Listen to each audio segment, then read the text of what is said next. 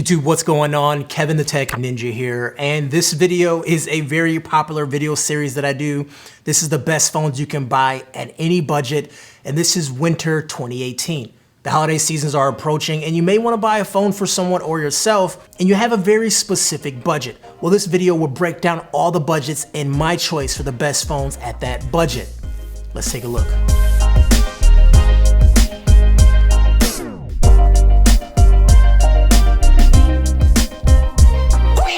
Today's video was brought to you by Unbox TV. Unbox tracks and highlights the top content creators in product review videos on YouTube. Their top trending list reflects what YouTube audiences actually care about. Interested in these products, you can buy right from the product page using retailers like Amazon and Best Buy. If you're a content creator like me, go claim your page and sign up for an account. It's free. Use my link down below, Unboxed.tv. Believe it or not, at $100, you have a couple of pretty decent options that you can choose from. And let's dive into it. I recommend you get yourself a Nokia 2. It has a great metal finish, a large 4100 milliamp battery, and a decent quad-core 1.3 processor with 1 GB of RAM. General performance on a 5.5-inch HD display should stay pretty good, but a drawback to the phone is a lack of a fingerprint sensor. There's a brand new Nokia 2 that was actually announced recently, not available quite yet, haven't got a chance to use it, so I can't say it's the best pick for $100, but if it's anything like the previous one, be taking a look at Nokia 2.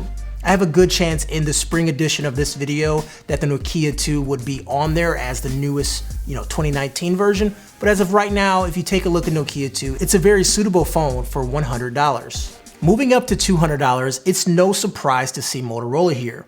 Their Moto G6 Play is incredible value for the money. You get a 5.7-inch HD display, and it's running Qualcomm Snapdragon 427 processor and a very clean version of Android 8.0. The phone is also splash resistant and is using Gorilla Glass, which is unheard of at this price point. Those are some premium specs. It does have essentials at this price point like a microSD card support, a fast fingerprint scanner, and fast battery charging. Also, there's a pretty decent 13 megapixel camera to take pictures. So at this price, there's not really much better in this area. Since Lenovo bought Motorola, they stopped making premium phones and they've been focusing on this budget right here, and it's been working great for them. Or for $250, you could take a look at the Honor X. I just did a review on it, so I'm not going to dive too deep into it because there is a full video linked down below. It's built like a premium flagship phone, has a pretty good processor and a pretty awesome camera for the price. It's $250 and it's one you should look at, but one of the bummer things about this phone is that it's actually not in America. You'd have to import it, so that's why it's not at the top of the list, but it's kind of a footnote if you don't live in America or you don't mind importing this phone. Now we're creeping up to the $300 to $400 phone range, and this is where phones start to get pretty interesting. There's a blur of phones between this price range, but I'm gonna give you one that might be the best available in the US and also might give you the absolute bang for its buck. The Pocophone F1 recently took the market by storm. It has a 6.18-inch display and it's also full HD. It has that flagship look, but it arguably feels cheap because it's made from plastic. But inside you have some really impressive specs. Qualcomm Snapdragon 845, which is a octa-core CPU, has up to 8 GB of RAM and a micro SD card support, and an impressive dual camera setup. Also IR face recognition, stereo speakers, a fingerprint scanner, quick charge 3.0. You're looking at an absolute beast. The only drawback is software. It's running 8.1 and it has a heavily modified skin on top, and it doesn't support all LTE bands, meaning in some areas, depending on who you're with, you may not get the best signal possible. So if you do want to pick up this phone, make sure you check the bands and compare it to what's in your area. So at $500, this is where things always get interesting. It's kind of teetering from budget to mid-level.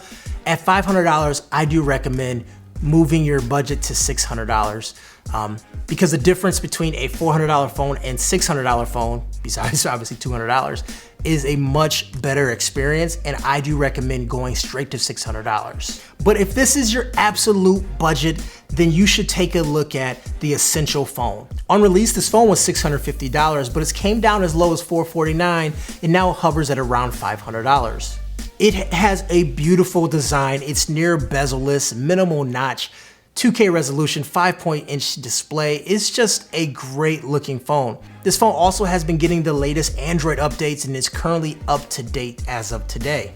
It does have the Snapdragon 835 instead of the 45, which is current now. No SD card support, and also the battery is pretty small at 3,400 milliamp. And also, this is the first and last essential phone that's ever being made. So if that's something as far as support and things like that are something you consider, then stay away from this phone. But otherwise, this is a killer phone. Had rave reviews, just for some reason didn't work out for them. And here we are, $600. How you doing, girl? And for me, it's the OnePlus 6T. It's the latest release of OnePlus, and it's great.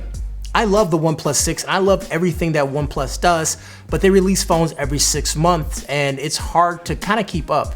Well, this is OnePlus's latest offering, and it's actually available at T-Mobile now, and they have some pretty attractive trade-in promotions, so make sure you check that out. Inside, you get the latest internals like a Snapdragon 845, 8 gigabytes of RAM, but you also get this very clean OS on top. It's called Oxygen OS. It looks really good.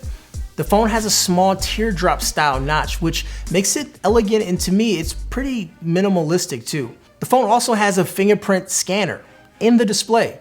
The display is 6.4 inches, it's 1080p, and it's AMOLED as well. The dual 16 and 20 megapixel cameras are really impressive with the 6T, and low light performance has increased dramatically to the nightscape mode. And there's also new features coming like studio lighting, which is like portrait lighting from Apple. The phone also has 3,700 milliamp battery, and also you have dash charging, which is the fastest way to charge your phone, dual SIM functionality, and a lot of other things too. There's a couple of drawbacks too, but nothing that's too major that will prevent you from enjoying this phone. This is actually one of my favorite phones to use, the 6. I haven't personally used the 6T yet, but I know OnePlus makes great phones, and I have no problems recommending it to anyone that's looking for a phone in that price range. There's also tons of accessories that the website has, so you can get different cases and different covers and all that stuff. Also, D-Brand makes skins for it, so you can jazz up the phone a little bit. You can make it look a little bit nicer, add a little bit more grip since the back is kind of this glass material. There's a lot of things you can do with the OnePlus 6T, and that's why I'm a big fan of OnePlus. They make phones for phone people, and it's just, they pay attention to all the little details that makes it really good for people like me and even people who just want a really good phone. A phone that snuck into my list is the iPhone XR. Didn't expect it to end up here, but we're here at $750. It feels like a brand new iPhone, but more affordable. It has a lot of the same specs as the newer iPhone, but the screen just isn't as good. To oversimplify things, if you have the older iPhone and you like the screen, well, this is the new iPhone to get, because otherwise you're paying $250 for just an upgraded screen. Pretty much everything else is the same thing, and most people won't even notice. Sure, the bezels are a little bit bigger and it's not the latest iPhone, but beyond that, it's a really good iPhone, and it compares directly to the iPhone XS and XS Max. However, if you do want the larger iPhone, you do have to go up to the bigger size, the bigger version. But beyond that, the iPhone XR is a great option, especially if you like iPhones. And this brings us to the flagship territory. Let's say money is no option, you just want the best phone today.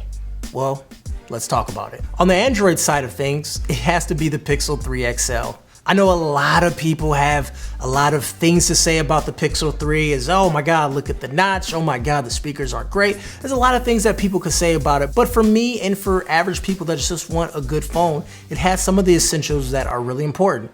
Great battery life, very good screen, and very great camera. Camera is key, and the Pixel, no matter if you don't like the Pixel or not, has the best camera, and that's not up to debate. The Pixel 3 is going to give you the latest software, so you have Android 9.0. Doesn't have any buttons anymore on the front, so you have these gesture controls, which is a little bit funky to use for some people, but after a while you do get used to it. It's very fluid, very fast. It's 5.7-inch screen, 2K resolution OLED panel. The internals are very beefy. You got the 845 octa-core processor on board, 4 gigabytes of RAM, and just a solid phone. As I said kind of a few moments ago, people really don't like how it looks. It has this notch that comes down, which is kind of a cutout in the screen. but this enables it to do the wide selfie mode, but there isn't any face unlock that you see on Apple. Also, it is water resistant, dust resistant too, and you do have the fingerprint scanner. You have a 3430 milliamp battery, which is good enough to kind of get me through my day, and also does have wireless charging and quick charge support too. So overall, the Pixel 3 XL checks all the boxes for me, and then it gets a star next to the camera. It'd be a sin not to mention the Galaxy Note 9. It's the best all-around phone. The Galaxy Note 9 is a workhorse of a phone, and there's no other phone like it at all. It does not have any compromises as the Pixel does, and it's a productivity beast with the S Pen. The screen is better, the speakers are better, and it's just as fast. The only thing to me that is a step back from the Pixel is the camera. The camera is good, don't get me wrong, but the Pixel camera is just a little bit better. This phone feels like a tank, it's built like a tank, and overall, it's just a productivity beast. Also has storage up to 1 terabyte. If you're a productive type of person or a creative person or a person that loves to keep as much stuff on your phone as possible, then the Galaxy Note 9 is gonna be your best choice. And it's something you should actually consider even if you're looking at the iPhone. And this brings us to Apple's offering, the iPhone XS. Quite simply, it's the best of what iOS 12 has to offer right now, and it's the best phone for many people. Look, I can go to specs and we can do benchmarks and stuff like that and compare. I don't want to do none of that stuff. And for most people that watch these videos, they don't want to do none of that stuff too. They want the best phone possible. And for a lot of people, including myself, the iPhone XS Max is the best phone for me. So number one, it has iOS 12. iOS 12 is the best version of Apple software possible. Still, there's improvements that need to be made, but as someone that's used Android for 10 years, I'm okay switching over.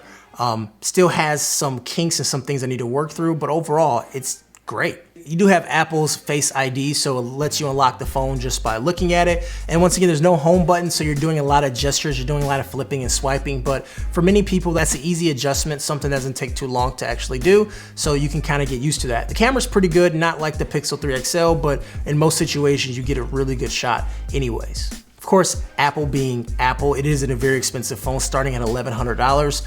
And of course, there's payment plans to get on to sort of get the phone, but it's not the cheapest phone available. All in all, the iPhone XS Max is gonna be the best option if you want the latest from Apple. There's also the iPhone XS if you have a smaller hands and you save $100, which gives you the same specs everywhere else, and it's just as good as a phone. Battery is a little bit less than the iPhone XS Max, but it's still a really good phone, but I prefer larger phones. And that's my list of phones you should check out this holiday season. I try to mix up as many brands as I could to be as informative as possible, but a few of them you will always find on my list because they're that good of a phone. Also, any phone that I reviewed, I'll link it down below, and all the video clips I use from other people's content is linked down below. Anyways, guys, I'm Kevin the Tech Ninja. I cover everything from the smart home to the smartphone. Make sure you hit subscribe. I'll talk to you guys later. Peace.